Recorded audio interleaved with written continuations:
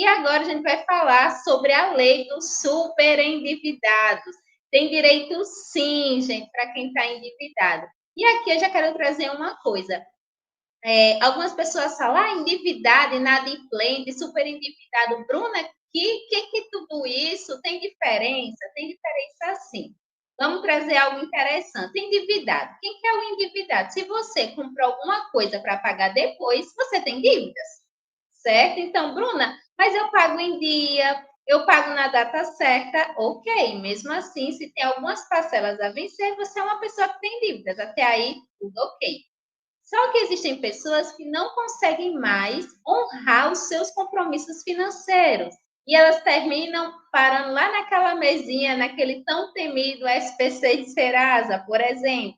Essa pessoa que não consegue mais honrar o seu compromisso, ela sai de endividada e se torna inadimplente. Por que eu estou trazendo esses conceitos? Que provavelmente ele vai pincelar sobre uma coisa e outra para que vocês possam entender. Bruno, eu já entendi que endividado, então a maioria das pessoas, elas têm contas a pagar, mesmo pagando em dia, então elas estariam endividadas, só que quem não consegue pagar, esse é o inadimplente? Exatamente.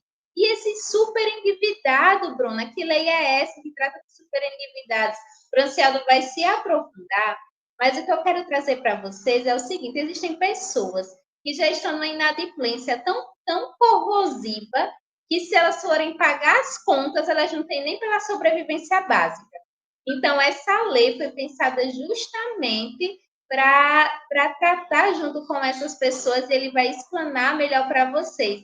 Aí você diz, Bruna, peraí, traz exemplo que eu não estou entendendo. Por exemplo, essa pessoa tem muitas dívidas e se ela for pagar as dívidas, ela não consegue nem pagar a conta de luz, que é considerada uma conta básica, não consegue nem garantir a sua alimentação, sua sobrevivência.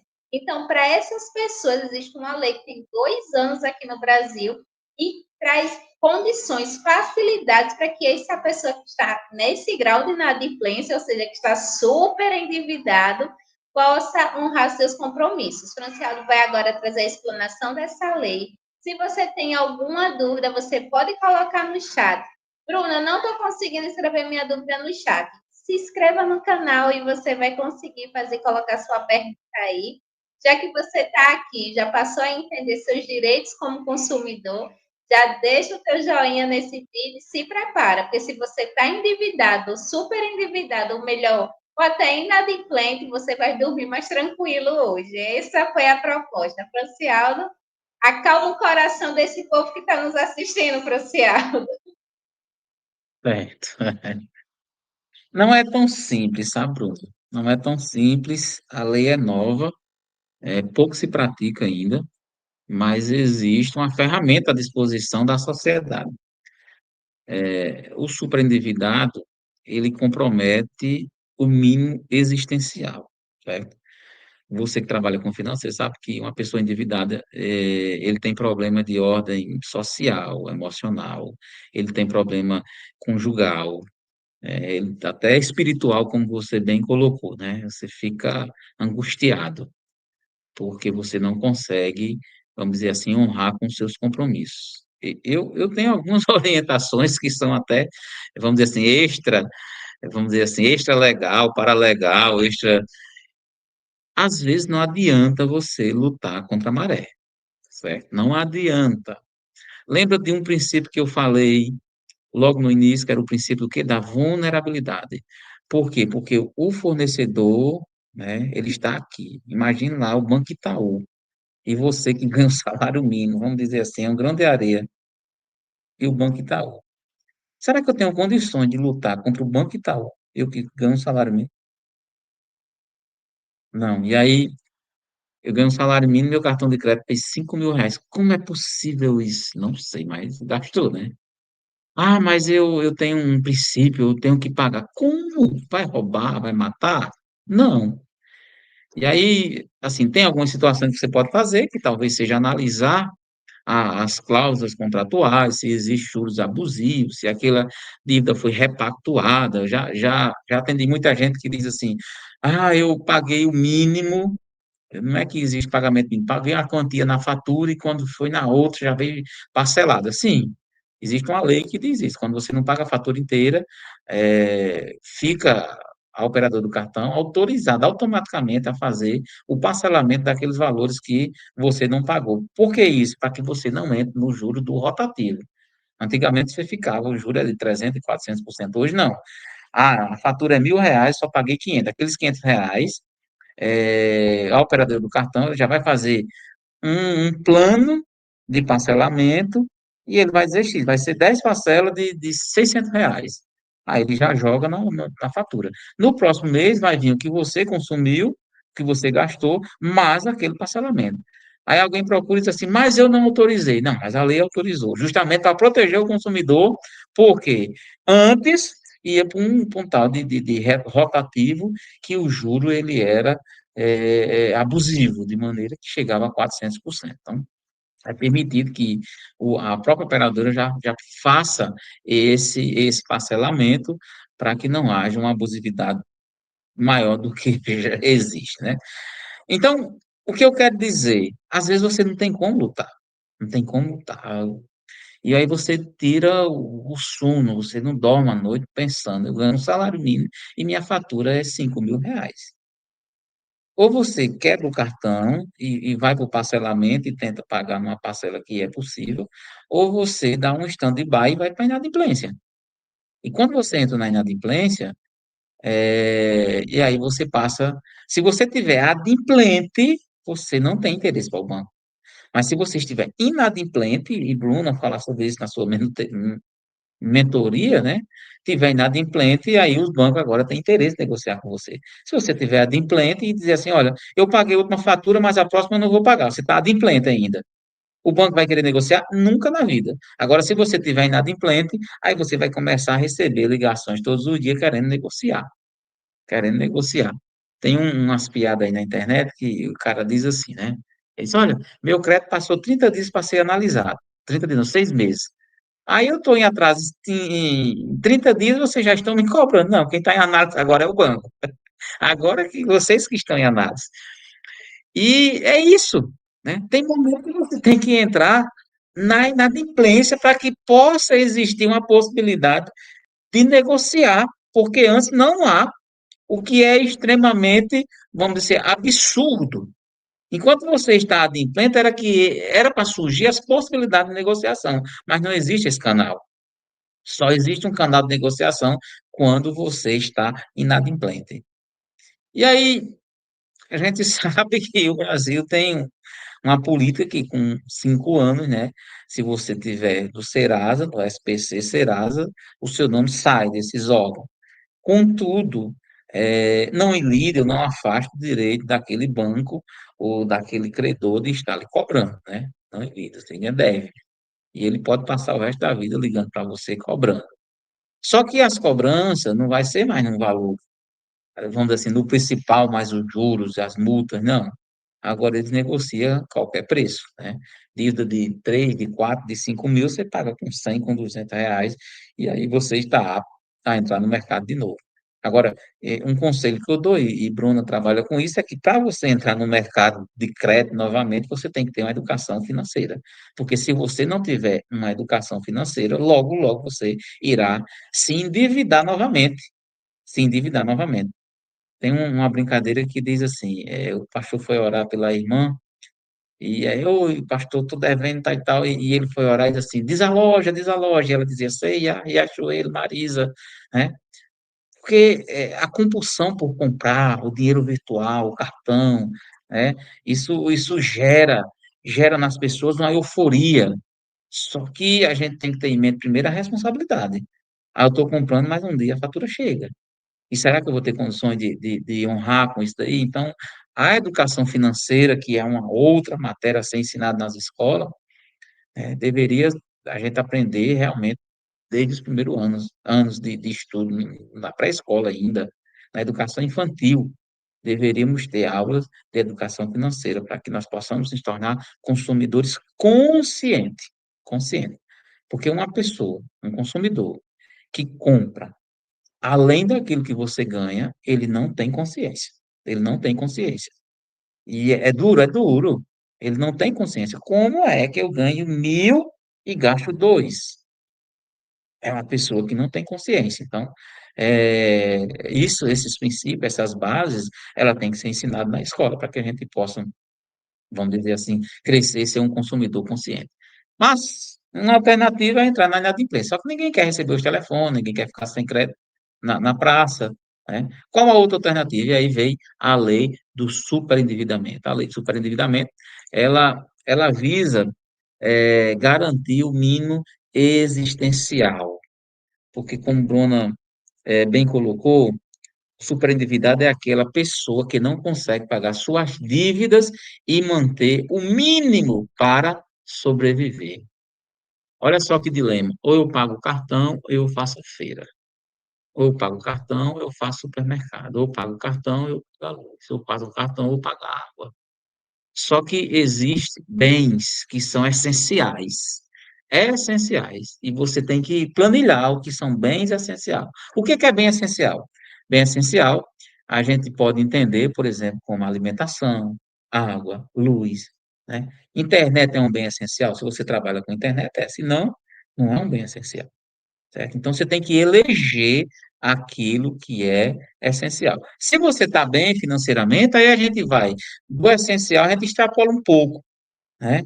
Às vezes bota o menino no inglês, né? Contrata um personal trainer, vai para academia, enfim, você vai aumentando o padrão de vida de acordo com os seus ganhos. Mas se você não aumentou suas condições, suas posses, não aumentou seu salário, então a gente tem que se igualar pelo o que é essencial. E aí, nessa balança, para você sopesar o que é essencial e o que vai lhe garantir o mínimo, né, nós temos que, a própria lei, ela traz mecanismo para que você possa, vamos dizer assim, conseguir pagar suas dívidas e o mínimo existencial, manter o mínimo existencial, o mínimo para sobreviver, o mínimo para sobreviver. E aí eu já relatei isso em outros momentos, não foi, Bruno? Que eu já fui do super endividado, hoje é uma condição muito melhor. Eu já fui de score 0 a score 1000. Até umas de semana atrás, meu score ainda era 1000. E cartão de crédito chega toda hora na minha casa. Não desbloqueio, não. Uso um ou dois, mas não desbloqueio. Mas como, né? Com a educação financeira, né? Você, aqui e acolá, você economizando um pouquinho, e isso vai lhe dando qualidade de vida. Você consegue planejar, pagar uma escola particular, fazer uma viagem, ter um carro melhor, pagar um plano de saúde para sua família, ajudar uma pessoa, ajudar outra, tudo com educação financeira.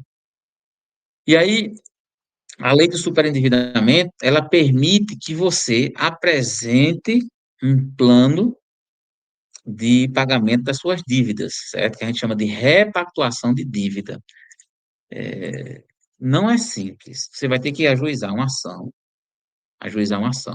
Você vai ter que juntar todos os seus contratos de dívida, todos os seus contratos, vai ter que somar. Primeiro, essas dívidas, ela tem que ultrapassar 40% da sua renda. Né? Era 30, depois foi para 35, hoje está em 40%, que é, vamos dizer assim, as margens que são concedidas para empréstimo consignado, entre eles também 35% empréstimo consignado e mais 5% para aquele cartão de reserva de imagem consignável, né, que é um cartão que você recebe e você gasta e desconta 5% da sua renda. E aí vamos dizer que você somou todos os seus contratos e todos os seus credores, né? E quando colocou na ponta do lápis, você está comprometendo sua renda em 70%. Vamos fazer um exemplo aqui. Uma pessoa que ganha R$ 2.500. E aí, 70% vai equivaler, deixa eu só conseguir, R$ 2.500 menos 70%. Ela vai ficar com R$ 750 para manter-se durante o mês, no mês. E aí, nesse plano, nessa repactuação que você tem que apresentar ao juiz, tem que dizer, excelência, eu estou comprometido 70% da minha renda com, vamos dizer assim, com contratos, com empréstimos, com cartão de crédito, tal e tal. E minhas despesas pessoais, aí entra água, luz, telefone, alimentação e moradia, vamos dizer assim, um aluguel, ela chega a R$ 2.000. E aí é o dilema. Eu tenho um superendividamento de 1.750 e minhas despesas chegam a R$ 1.500, por exemplo. Eu tenho que o quê? Eu tenho que pagar minhas contas e manter o quê? O mínimo existencial, o mínimo para sobreviver. E entre pagar as contas e sobreviver, qual é o princípio perseguido da sociedade, do mundo? A vida. Então, entre pagar as contas e se manter, eu vou se manter. Mas eu não quero entrar em inadimplência. E para isso, eu quero apresentar um plano de pagamento de todas as minhas dívidas. E aí eu vou somar todos os contratos, vou somar toda a minha dívida, vamos dizer que chegou a R$ 30.000, R$ 30.000. Então, nessa minha perspectiva, eu ganho R$ 2.500. Quanto é que eu posso pagar R$ 2.500 de parcela por mês e manter o mínimo para sobreviver?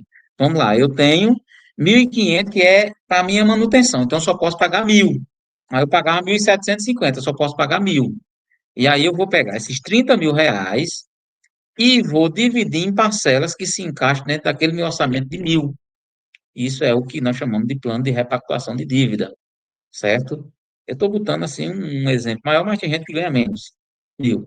E aí eu vou apresentar, ó, excelência, essa dívida de R$ 30.000 com vários credores, eu posso pagar em parcela de tanto, de maneira que eu possa preservar o mínimo existencial, o mínimo para a minha sobrevivência. E o mínimo para a minha sobrevivência é R$ 1.500. Então, eu só posso pagar de todas as minhas dívidas R$ 1.000. E aí é simples assim, eu vou pegar 30.000 e dividir por 1.000 para dar 30 parcelas de 1.000? Não. Porque em todos aqueles contratos tem o quê? Tem as taxas de juros pactuadas. E aí, em se tratando de taxa de juros, eu vou ter que reescalonar essa dívida utilizando as taxas de juros que estão no contrato. O que eu vou fazer é apenas reduzir o valor da parcela para que todos aqueles credores se encaixem dentro de uma renda dentro de um valor que eu possa pagar. Agora, isso é automático? Não. Tem que entrar com ação, tem que fazer uma audiência. Na audiência, o juiz vai perguntar aos credores, vocês aceitam o plano de pagamento? Os credores vão dizer o quê? Não. Eu fiz agora uma audiência e disse, aceita o plano de pagamento? Não. E aí fica para o juiz julgar o processo e no final ele vai dar uma sentença aceitando ou não aquele plano de pagamento. Por isso que eu digo que a lei ela não é prática, mas é uma possibilidade. Se você está muito endividado e você não quer entrar na inadimplência, existe a possibilidade de você utilizar a lei de superendividamento para apresentar um plano de pagamento para suas dívidas, mantendo o mínimo existencial. O que eu uso, geralmente, 35% para pagar a dívida e 65% para manutenção, para o mínimo existencial. E aí a gente apresenta esse plano de parcelamento e leva ao judiciário, e os credores não vão aceitar, mas no final o juiz ele vai dar uma decisão autorizando aquele plano de parcelamento. Entendeu, Bruno?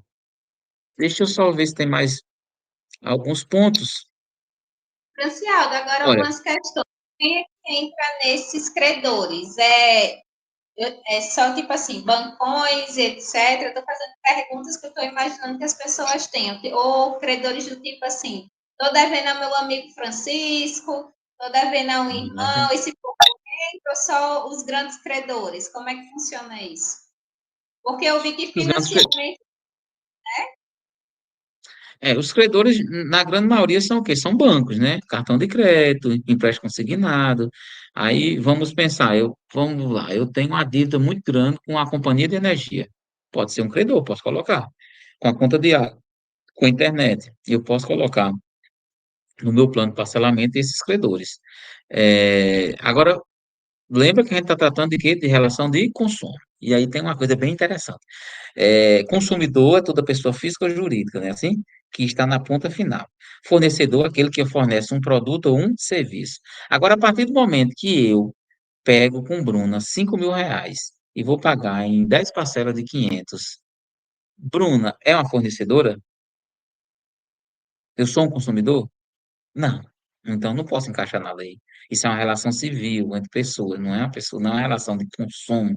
Porque você não é banco, certo? Então, você não é banco, você não é um fornecedor, você não vive disso, você nem tem autorização para emprestar dinheiro.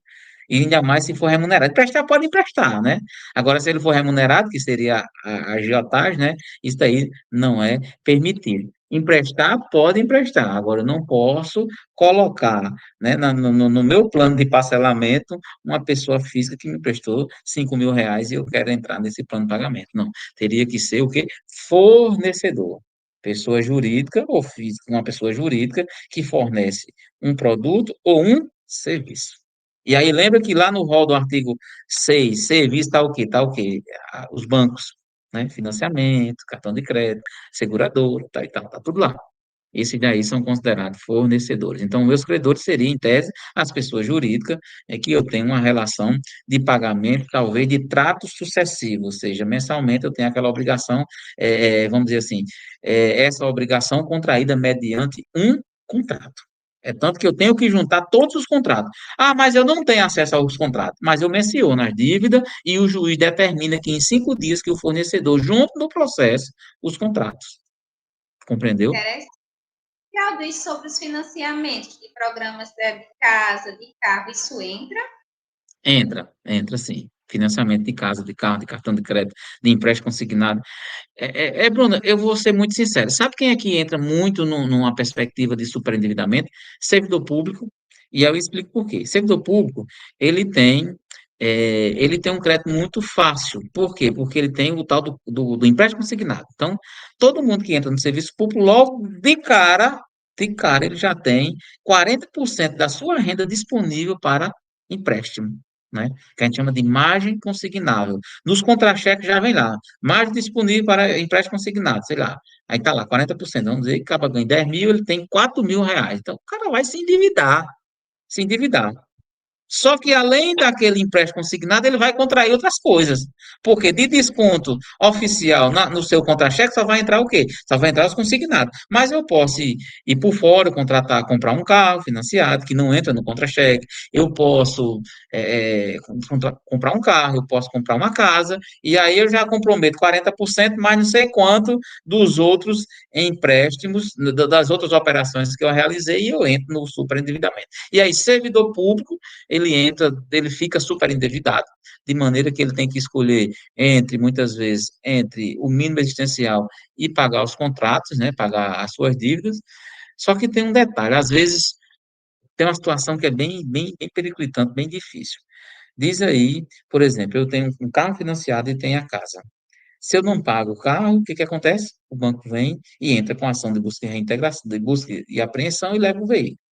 Se eu não pago a casa, 3 meses depois vai ao leilão. Isso é prática e é praxe. E aí, como é que faz, né? E aí, como é que faz? Por isso que aí, nessas condições, é importante procurar o judiciário para apresentar um plano de repactuação das suas dívidas.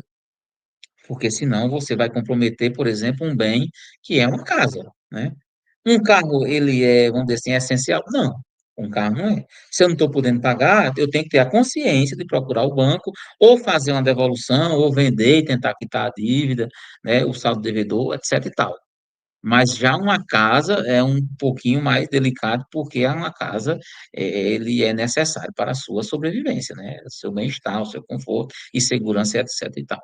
Então, servidor público e pensionista ou aposentado também, por receber proventos, de forma, vamos dizer assim, mais segura, de forma que não vai haver descontinuidade, o crédito também é muito fácil para essas pessoas. Então, é muito comum a gente encontrar servidor público ou aposentados super endividados, super endividados.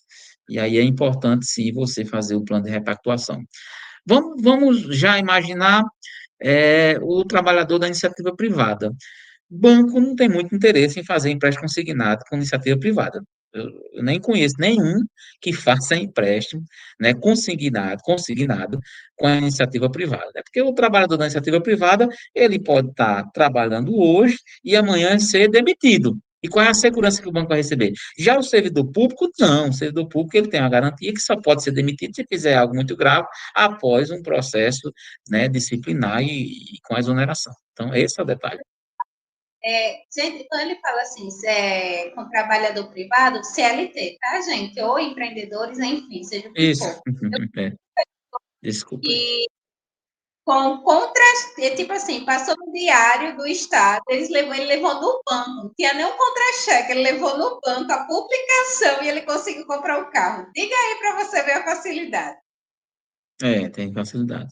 Só que a facilidade ao crédito, ele é muito perigoso, né? Você ensina isso e a gente aprende, porque, E aí, é, pode falar. acomodação, e ainda ajuda a acomodação do servidor, ai, o serviço público, e fica sempre naquela situação. Ei, a maioria dos salários dos servidores não atualiza, fica durante anos naquele mesmo valor, naquele mesmo. Então, assim, você começa Uhum, hoje ganhando há 5 anos esses 3.000, por conta da inflação, meu amigo, tá, você perdeu significativamente seu poder de compra, comprometeu sua renda com crédito. Então, assim, Francielo, na sua fala, em quem tem dívidas com financiamento de casa, eu achei que a lei de superendividamento é uma boa, principalmente porque é algo assim que está relacionado às emoções, à família, às memórias, né? E aí, como é uhum, que funciona esse processo? O quê? Procura um advogado, vamos lá de uma forma bem prática. Como é que funciona para resolver? Franciada, eu já estou há pronto, 3 meses na minha casa. A qualquer momento eu estou recebendo que ela vai a leilão, eu não tenho como eu pago a minha casa. Como é que eu resolvo isso? Já que eu estou aqui nessa live, estou assistindo, estou sabendo que há uma lei de superendividamento e cobra essa parte da casa. A minha dívida com Joãozinho, Maria e Francisco, eu me ajeito com eles, mas a minha casa, eu uhum, preciso. Como é que eu faço? Eu te pronto. procuro, como é que funciona isso? Pronto, deixa eu só, vamos só tentar recapitular em relação aos princípios do direito do consumidor. Um dos princípios do direito do consumidor é o quê? É o acesso à justiça. Ah, eu não quero contratar um advogado. Beleza, ele pode ir no juizado do mesmo jeito. Se a dívida dele não ultrapassar R$ 24.000, 24, 26.400, aliás, R$ 26.400, ele pode procurar o judiciário, o juizado, e dizer assim, olha, a minha dívida é essa, eu não estou podendo pagar, minhas despesas são todas essas, e eu quero apresentar um plano de repactuação de dívida. O juiz é obrigado a receber essa demanda e intimar os credores para tentar repactuar. Certo? Ah, mas eu não quero fazer sozinho. Aí vai ter que procurar um advogado, trazer todos os contratos, se não tiver, vai ter que entrar em contato com os bancos, pegar os contratos e ajuizar uma ação. Porque aí, quando você soma os contratos, por exemplo, o contrato de financiamento de casa, você não compra uma casa por 50 mil, você vai comprar uma casa, sei lá, por 100, 120, 130, por mais simples que seja. Né? Um carro, não vai comprar mais carro de 20 mil, vai comprar um carro de 30, de 40, de 50 mil. E aí, quando eu somo essas dívidas, já vai 150, 170 mil, já saiu daquela alçada que a gente chama do juizado, já tem que ir para um rito comum, diferenciado, já exige que tenha um profissional da área, qual seja um advogado. Então, nesses casos aí, vai ter que constituir um advogado, trazer os contratos, trazer as suas despesas mensais, inclusive de alimentação. É por isso que é importante você ter aquelas notinhas, aqueles cupons, ah, eu fui no supermercado, gastei 50, 600, 700, R$ 500, guardar aquilo para dizer, olha, com alimentação eu gasto isso, com água eu gasto isso, com energia eu gasto isso, e com essas dívidas aqui, que são de trato sucessivo, que tem parcelas, eu gasto isso e isso está comprometendo, sei lá, 60, 70% da minha renda.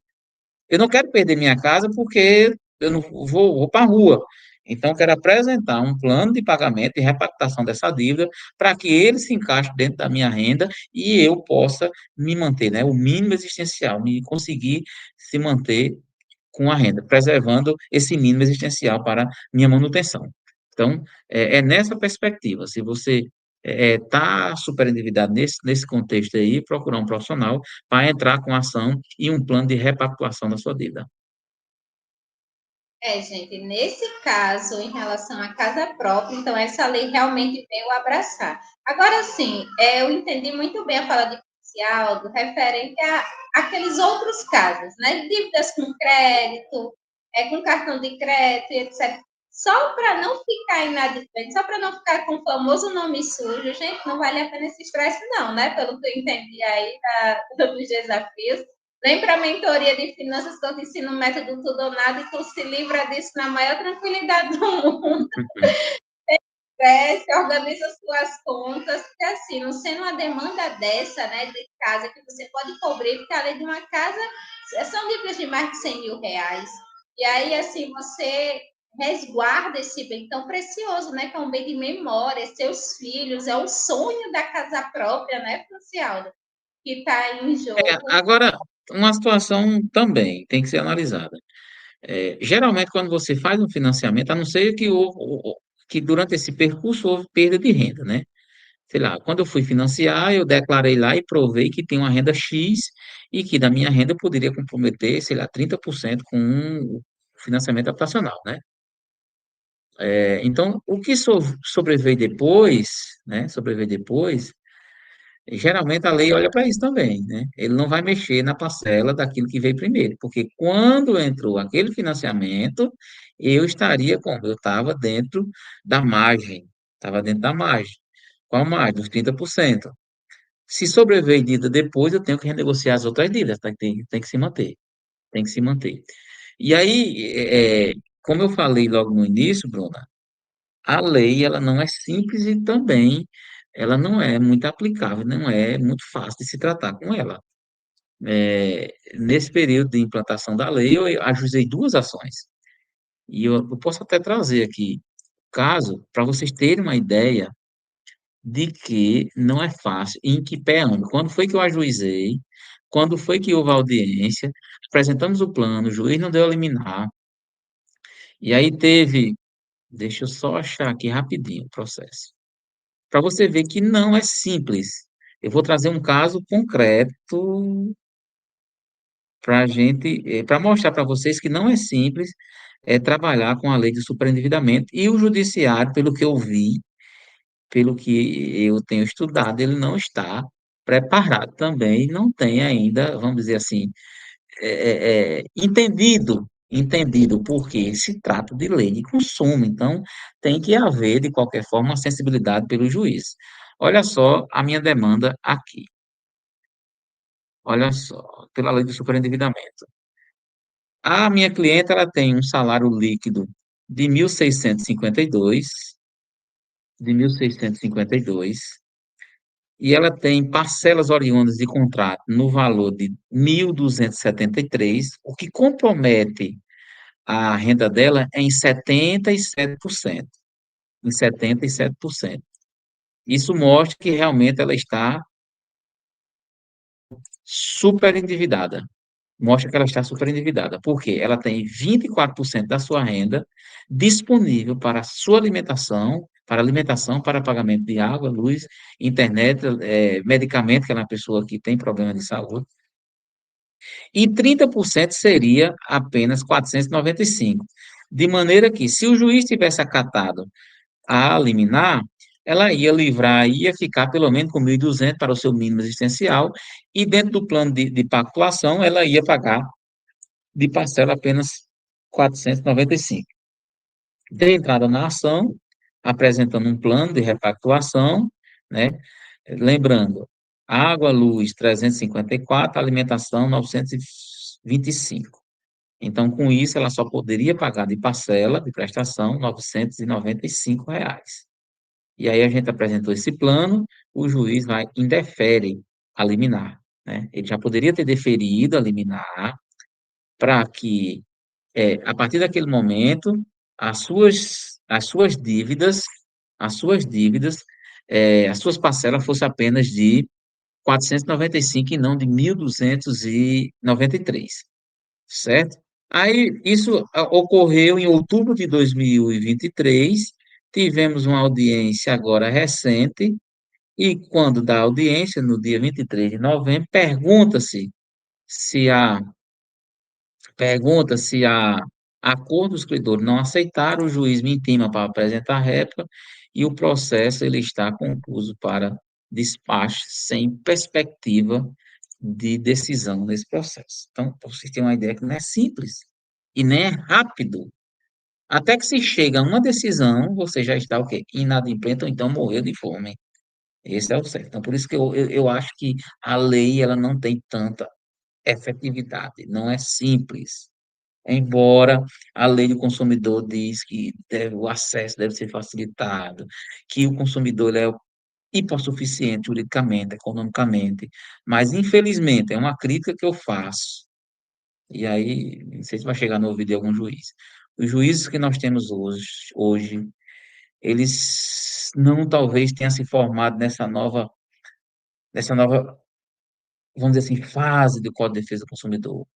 Não têm estudado os princípios de defesa do consumidor, que o consumidor ele é hipossuficiente juridicamente, economicamente, tecnicamente, e que o juiz tem que entender que quando o consumidor procura o judiciário alegando que está superendividado, ele tem que entender isso, porque na maioria das vezes prova nos autos. Eu mostrei os contratos, eu mostrei as despesas, e o judiciário, o juiz, o julgador, ele não tem visto essa situação. Então, a lei não é simples, não se aplica, né, de forma efetiva e célere, de maneira que causa grandes danos ao consumidor. Então, é por isso que você muito bem colocou, Bruna, que a sua mentoria talvez ajude muito mais do que uma ação direta no judiciário. Porque eu fiquei a pensar, no caso da casa própria, a pessoa já teria sido despejada, né? Exatamente, exatamente. Sim, agora existe caso e caso, juiz e juiz. Quando eu entro com a ação na justiça, eu tenho 25, 26, vamos dizer assim, juízes que está apto a receber aquela ação, né? Vai que cai numa vara que o juiz tem um entendimento diferenciado, ele pode dar pelo liminar. Se ele nega a liminar e for muito urgente, eu ainda posso apresentar um recurso para o Tribunal de Justiça. Então, existe mecanismo, certo? O direito, a ferramenta está aí para ser usada. É por isso que há a importância de constituir um advogado, certo? De constituir um advogado. E porque se tem um advogado habilitado e ele entenda a legislação, certamente ele vai brigar pelo direito até o fim, para que haja celeridade e efetividade. Efetividade e celeridade.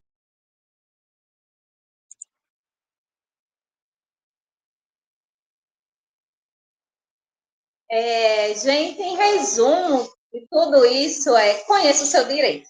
Porque, querendo ou não, isso dá uma luz e uma tranquilidade, porque, assim, a depender da situação, a gente sabe que tem toda uma crítica a respeito do jurídico, a gente sabe que a parte jurídica, infelizmente, às vezes anda a passo de tartaruga, né, Franciel?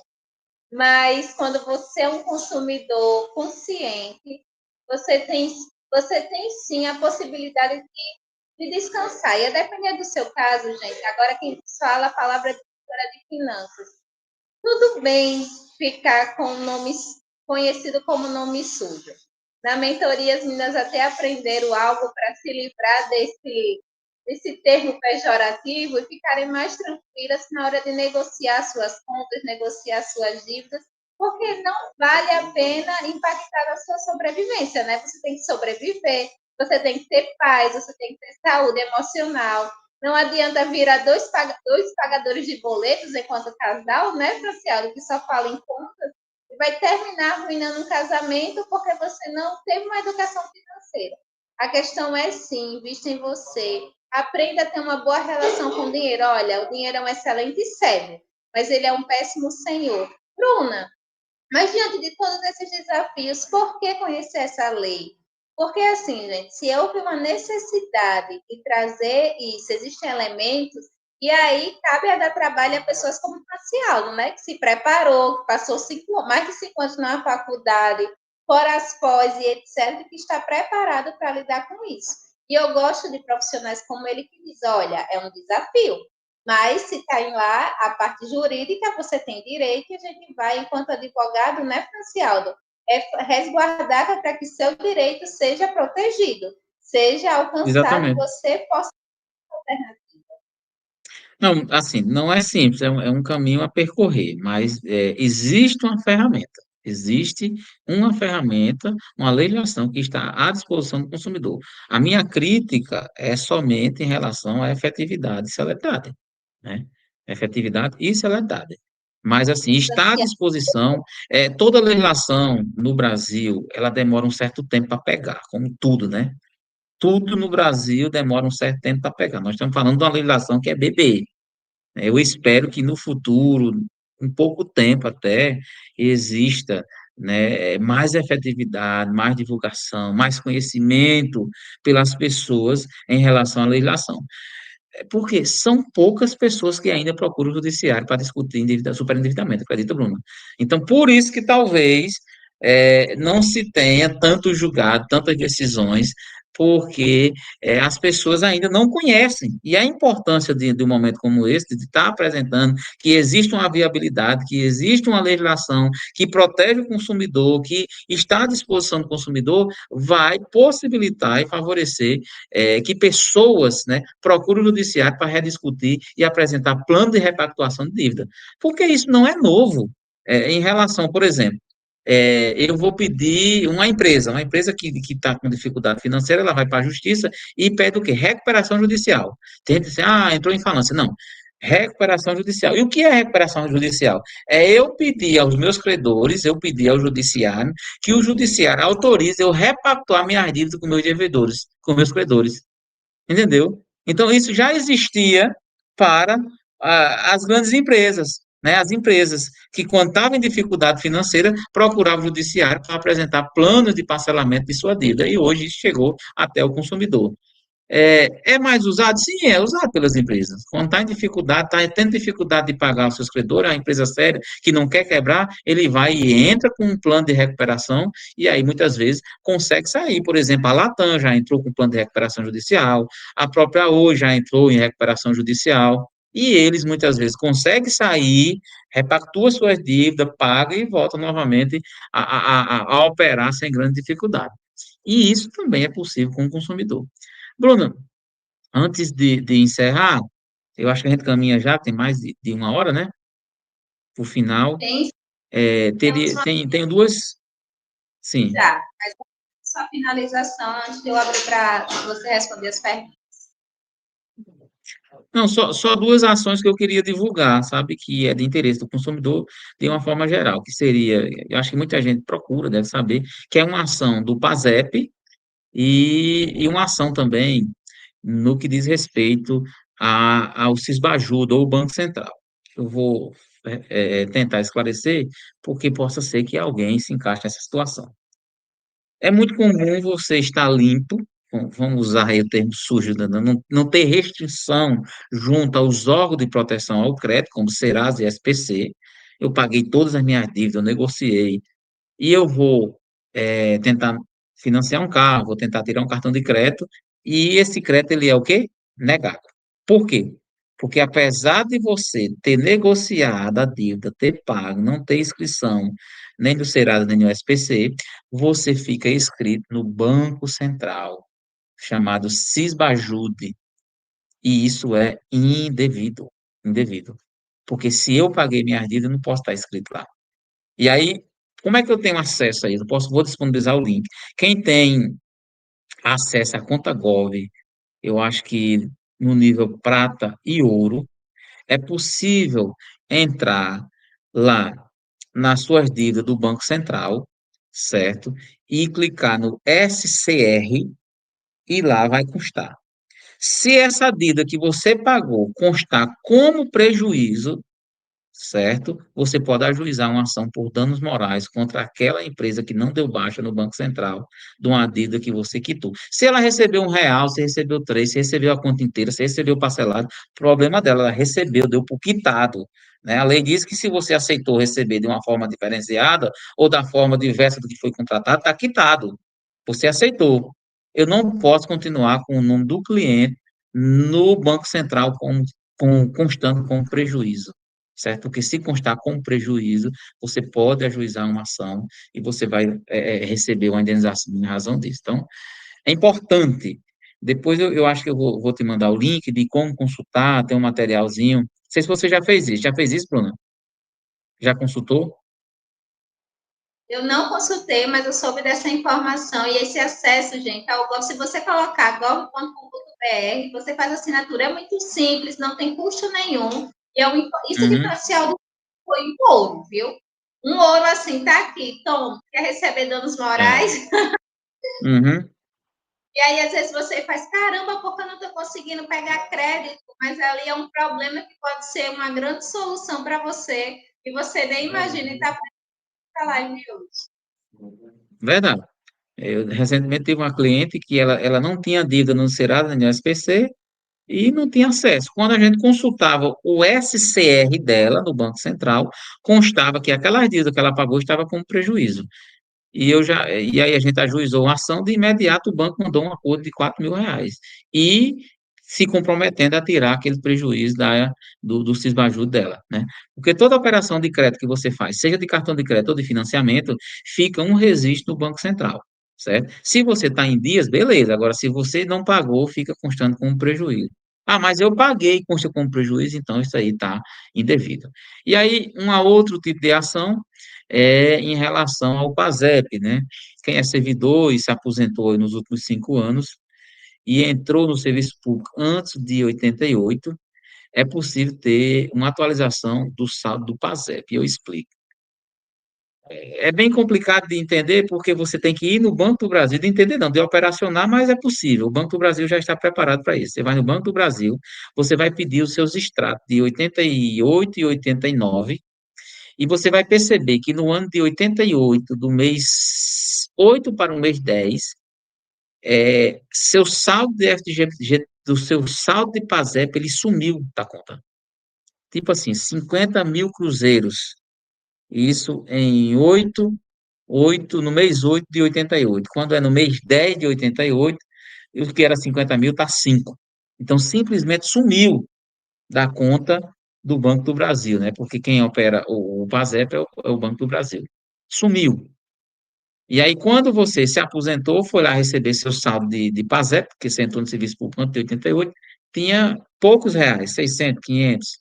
Só que esse dinheiro que sumiu lá, se você botar na calculadora e atualizar, às vezes pode dar 50, 60, 100, até 120 mil reais, certo? Então, é uma demanda que você pode ir atrás também. Quem é aposentado, quem entrou no serviço público antes de 88, se aposentou nos últimos 5 anos, é possível que você busque esse saldo de PASEP, né, que sumiu da sua conta naquele período.